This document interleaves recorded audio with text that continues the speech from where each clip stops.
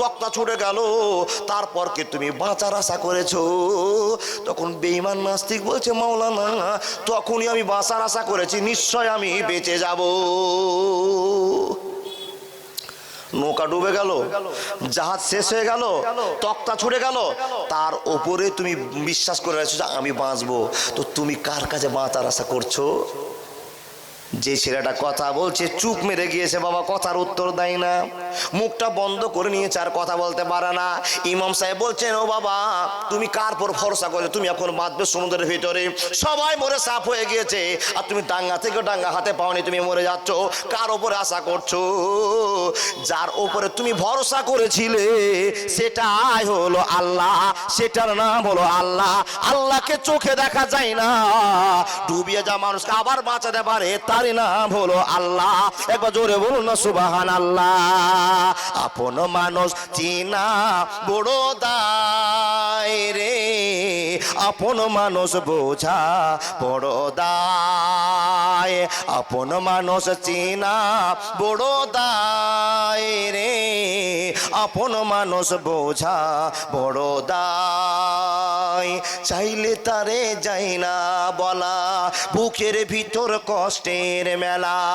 আপন মানুষ সবচেয়ে বেশি আপনকে কাঁদায়, আপনকে কাঁদায়, আপন মানুষ চিনা বড় দায় রে, আপন মানুষ বোঝা বড় দায়। কথাটা মিলছে বাবা? আল্লাহ বলছে যাকে আপন ভেবে আমি মুসলমান বানালাম, ইন্নাকা তাহদি মান আহবাবতা ওয়ালাকিন্নাল্লাহ ইয়াহদি মান ইয়াশা, যাকে আমি দয়া করে মুসলমান বানালাম সেই লোকটা এত নিয়ামত দেখার পরে একবার আলহামদুলিল্লাহি রাব্বিল আলামিন এই প্রশংসাটাই করতে পারে না। যাকে আপন ভাবি সে আমার আপন নয়। আপন মানুষ চিনা বড় দায় রে, আপন মানুষ বোঝা বড় দায়। বাবুই পাখি ঘর বাঁধিলে হয় না ঘরে ঠায়, ঝড় বাদলে কাটায় রে সে ঘরের দরজায়। বাবুর পাশে পাখা দেখেছেন বাবা? যেদিন ঝড় হবে এত ঝড়ে ঘরে ঢুকবে না, ওই গেট খানে দাঁড়িয়ে থাকবে, দেখবেন লক্ষ্য করে, তালের কাছে দেখবেন মাথা দিতেছে না, ঝড় চলুক ঝাপটি চলুক বৃষ্টি চলুক ওই ডাল ধরে গেটের মুখখানে দাঁড়িয়ে থাকবে। পারে না সে ছাড়তে মায়া, ছাড়ে না ঠিকানা, আমি হলাম পথের পথিক সবই আমার জানা। সময় সুযোগ পেলে মানুষ আপনকে কাঁদায়, আপনকে কাঁদায়, আপন মানুষ চিনা বড় দায় রে, আপন মানুষ বোঝা বড় দায়। চাইলে তারে যায় না বলা, বুকের ভিতর কষ্টের মেলা। আপন মানুষ সবচেয়ে বেশি আপনকে কাঁদায়, আপনকে কাঁদায়, আপন মানুষ চিনা বড় দায় রে, আপন মানুষ বোঝা বড় দায়। নারে তাকবীর। আল্লাহ আছে? আছে? যদি না থাকে বুঝিয়ে দিই আপনাকে। এ বাবা, চেন্নাইতে এখন বন্যা, শুনেছেন না? কিছুদিন আগে 5-7 দিন 10 দিন আগে খবর ছিল না? আপনাদের এলাকায় বৃষ্টি হয়েছিল? বৃষ্টি হয়েছিল। আমাদের এলাকার কথা বলি, তার 4-5 মাস আগে চলে যান, 3 মাস আগে চলে যান, খাল জঙ্গল বিল সব শুকিয়ে শেষ কাঠ হয়ে গেছে। মানুষের একটা ধারণা, আর বন্যা হবে না। বন্ধু, এক রাত আল্লাহ দয়া করেছে, এক রাতে গোটা খাল বিল পুকুর পুষ্করী নদীগুলোকে ভরিয়ে দিয়ে মাঠের ওপরে 6 ফিট 7 ফিট করে পানি। প্রশ্ন আপনার কাছে, আল্লাহ যদি নাই থাকবে এত পানি গেল কোথায়?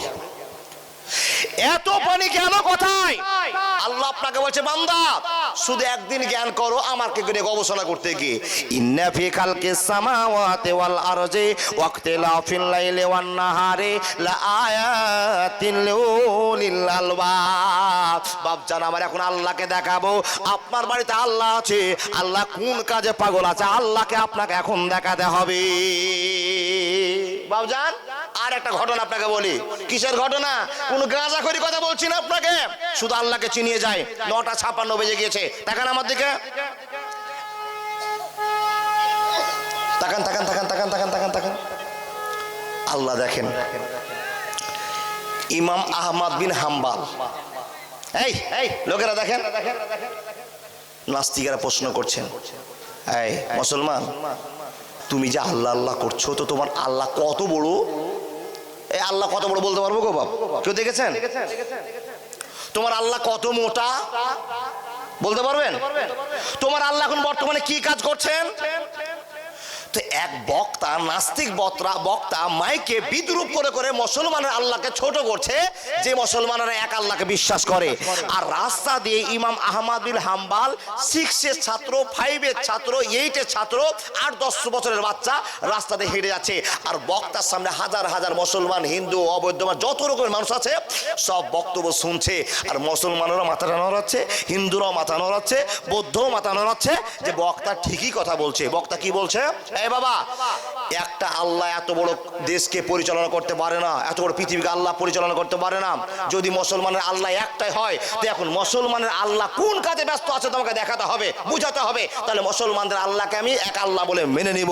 বক্তা বক্তব্য রাখছে, ছোট্ট বাচ্চা ইমাম আহমদ বিন হাম্বলের গায়ে খুব চোট লেগেছে। আচ্ছা বলুন তো, এখন যদি কেউ বলে এই কোরআনটাকে পুড়িয়ে দিতে হবে, তো আপনার রাগ ধরবে না? যদি বলে মোহাম্মদ সাল্লাল্লাহু আলাইহি সাল্লাম নামের একটা কটূক্তি ছড়িয়ে গেছে, মোহাম্মদ সাল্লাল্লাহু আলাইহি সাল্লাম এই ভুলটা করেছে, তো মুসলমানের গায়ে জ্বালা ধরবে না?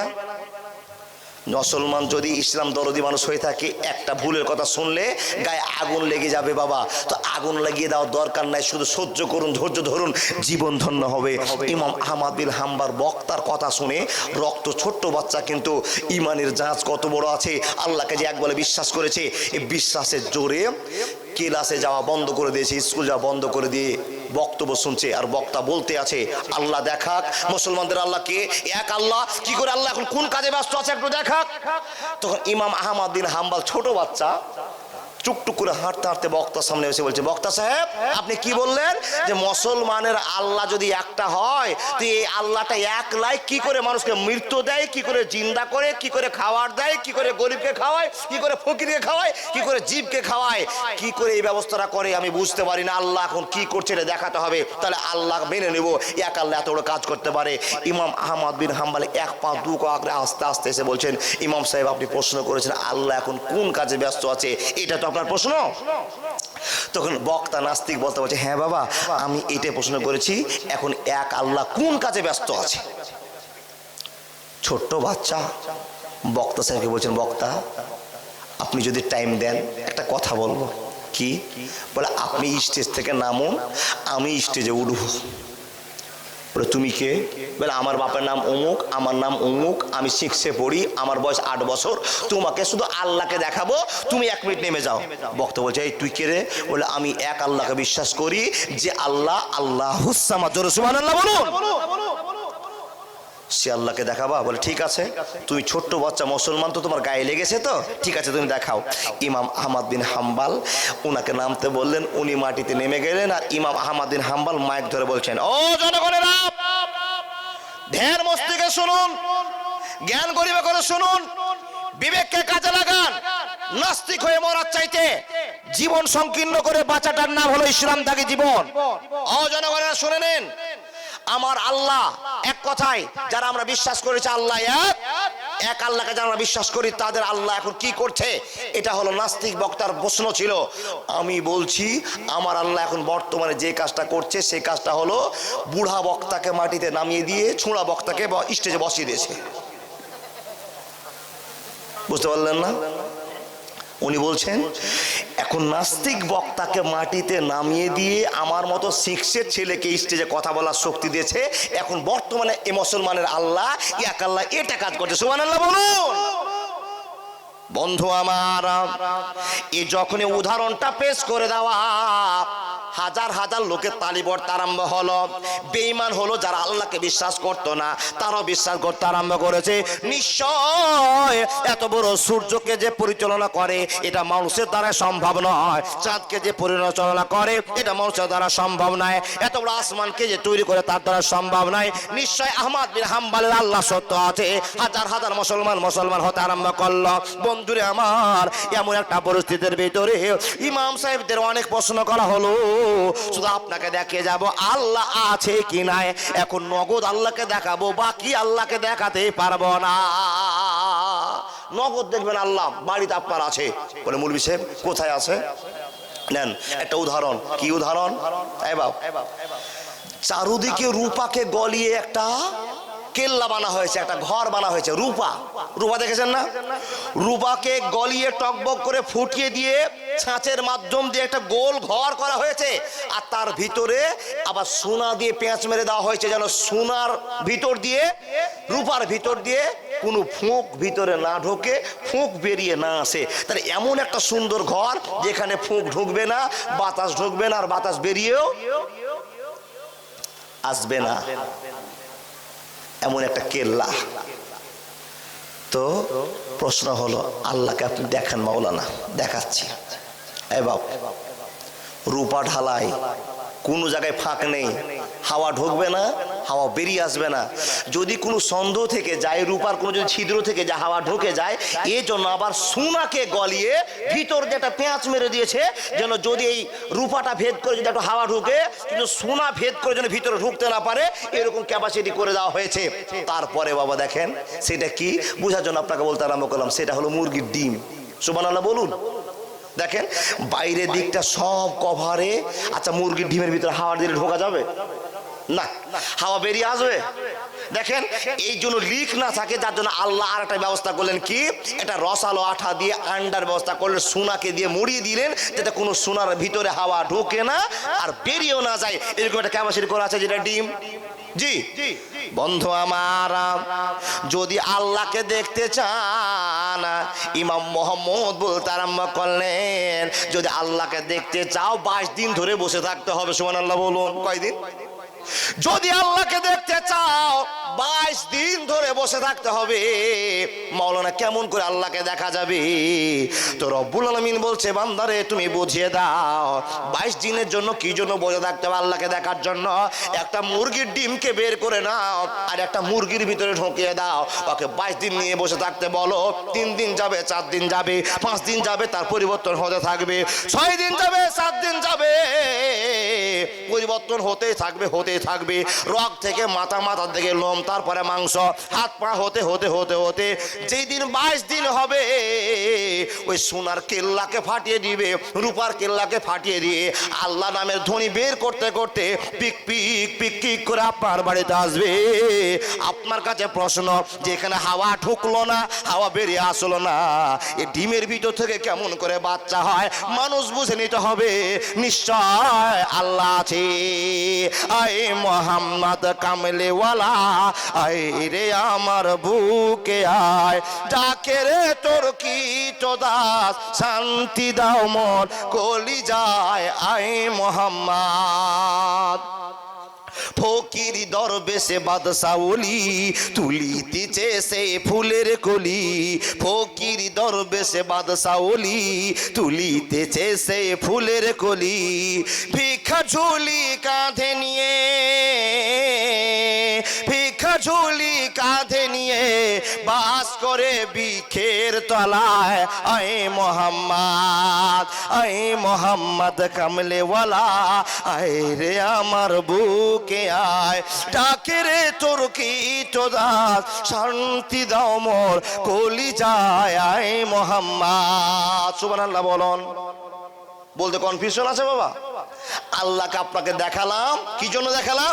যে আল্লাহ একজন আছে। বিশ্বাস হলো গো বাবা? একটা ডিমের ভিতরে কেউ ঢোকার মতো জায়গা নাই, বেরের মতো জায়গা নাই, তারপরে দেখেন একটা বাচ্চা বেরিয়ে আসছে। এখানে আপনাকে বুঝে নিতে হবে আল্লাহ একজন আছে। এটা দেখার পর আল্লাহ আপনাকে বলছে কি করতে হবে। হে বান্দা, যখন তুমি দেখলে ডিম ভেদ করে ডিমকে ফাটিয়ে দিয়ে একটা বাচ্চা বেরিয়ে আসলো। তখন বাচ্চাটাকে দেখে তোমার একটাই কাজ হবে, লা ইলাহা ইল্লা আনতা সুবহানাকা ইন্নী কুনতু মিনাজ জালিমিন। এই দৃশ্য দেখার পর আলহামদুলিল্লাহ, আল্লাহু আকবার, সুবহানাল্লাহ তাসবিহ তাহলিল করতে হবে। আল্লাহ নিশ্চয় তোমার ক্ষমতা আছে, নাহলে এত সুন্দর জিনিস থেকে কেমন করে বাচ্চা তুমি বের করেছো।